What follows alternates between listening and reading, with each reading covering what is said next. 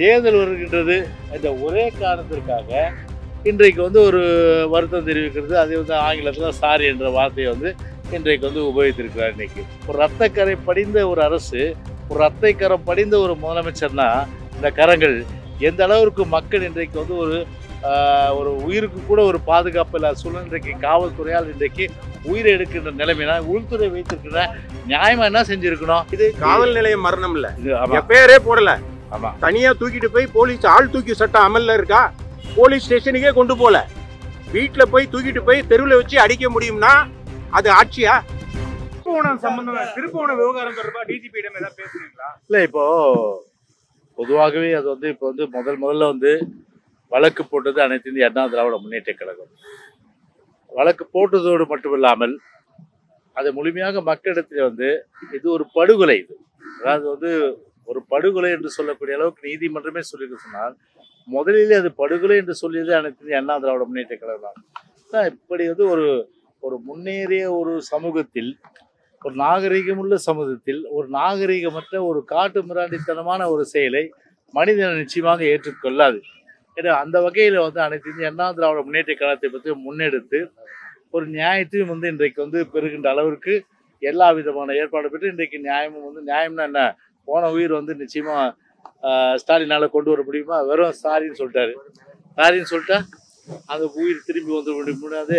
சரி, 24 lockup death ஆயிருக்கு. இந்த 25 இது 25வது. இதுக்கு முன்னாடி 24 லாக்அப் டெத் ஆயிருக்கு.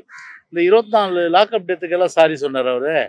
சரி, தேர்தல் வருகின்றது என்ற ஒரே காரணத்திற்காக இன்றைக்கு வந்து ஒரு வருத்தம் தெரிவிக்கிறது. அதே வந்து ஆங்கிலத்தில் சாரி என்ற வார்த்தையை வந்து இன்றைக்கு வந்து உபயோகித்திருக்கிறார். இன்னைக்கு இதுக்கு முன்னாடி 23 படுகொலை நடந்திருக்க தமிழ்நாடே பார்த்தீங்கன்னா ஒரு லாக்அப் டெத்துக்கு உரிய ஒரு மாநில என்ற அடிப்படையில் ஒரு கரை ஏற்பட்டிருக்கிற நிலையை, ஒரு ரத்தக்கரை படிந்த ஒரு அரசு, ஒரு ரத்தைக்கரம் படிந்த ஒரு முதலமைச்சர்னா இந்த கரங்கள் எந்த அளவிற்கு மக்கள் இன்றைக்கு வந்து ஒரு உயிருக்கு கூட ஒரு பாதுகாப்பு இல்லாத சூழ்நிலை இன்றைக்கு காவல்துறையால் இன்றைக்கு உயிரை எடுக்கின்ற நிலைமைனா உள்துறை வைத்திருக்கிற நியாயமா என்ன செஞ்சிருக்கணும்?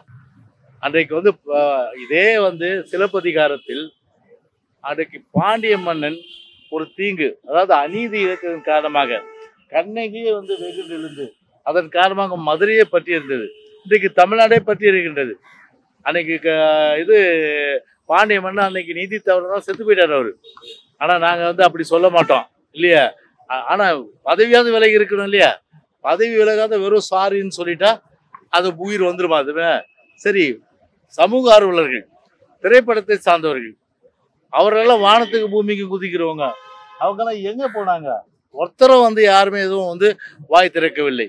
வாய் மூடி மௌனமாக இப்படிப்பட்ட ஒரு படுகொலை இன்றைக்கு அரசால், இன்றைக்கு காவல்துறையால் இன்றைக்கு அரங்கேற்றப்பட்டிருக்கு என்று சொன்னால் வாய் மூடி மௌனமாக இருக்கின்ற ஒரு நிலையில இன்றைக்கு தமிழ்நாடு இருக்கின்றது. எனவே அந்த குடும்பத்தினுடைய சாபம் அந்த எப்படி இந்த கண்ணகி வந்து மதுரை எரித்தார்களோ அதே போன்று தமிழ்நாட்டை பொறுத்தவரை 2026ல ஒரு மாபெரும் மாற்றத்தை தமிழ்நாடு நிச்சயமாக வந்து இந்த படுகொலை செய்வதன் மூலம் நிச்சயமா உருவாகும். காவல்துறை சிபிஐ மாத்திட்டாங்கல்ல சார்?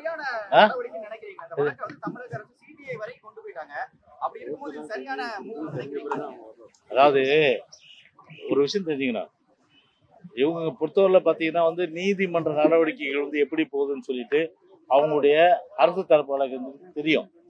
தெரிந்தவனன்றது நான் முந்திக்கினேன் அப்படின்னு சொல்லி சிபிஐ வந்து வச்சுட்டாங்க. சிபிஐ போயிட்டாங்க. சரி, நான் கேட்குறேன், அந்த குடும்பத்தை வந்து நிர்பந்தப்படுத்தி அதாவது வந்து மேற்கொண்டு இந்த பிரச்சனை பண்ணக்கூடாதுன்னு சொன்னதுல திமுகவுடைய பங்கு இருக்குன்னு சொல்றாங்க. அது ஏன் வந்து போலீஸ் அவங்கள விசாரிக்கல?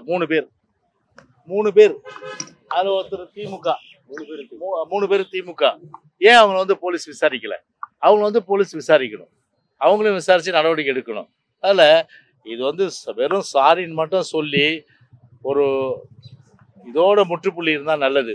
ஆனால் தொடர்ச்சியாக 24 கொலை நடந்து 24 அளவுக்கு லாக்அப் டெத் நடந்து 25வது ஆகி இது தொடரக்கூடாது என்பதுதான் தமிழ்நாட்டு மக்களுடைய. ஆனால் இந்த பொம்மை முதலமைச்சர் தமிழ்நாட்டை இன்னும் ஜனவரி எலெக்ஷன் கோட் ஆஃப் கான்டக்ட் வந்துடும், அது வரல தான் வந்து இவருடைய அந்த ஒரு நிர்வாக திறமை இல்லாத அளவுக்கு இந்த அராஜகம், இந்த நிர்வாக திறமை இல்லாத அரசு தொடரும்.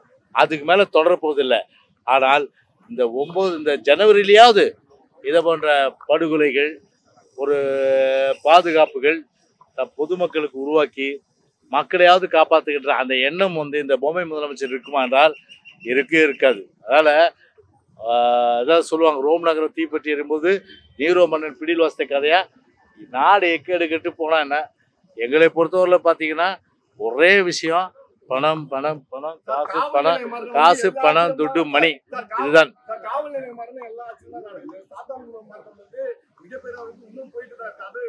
நீங்க திசை திருப்ப வேணாம்.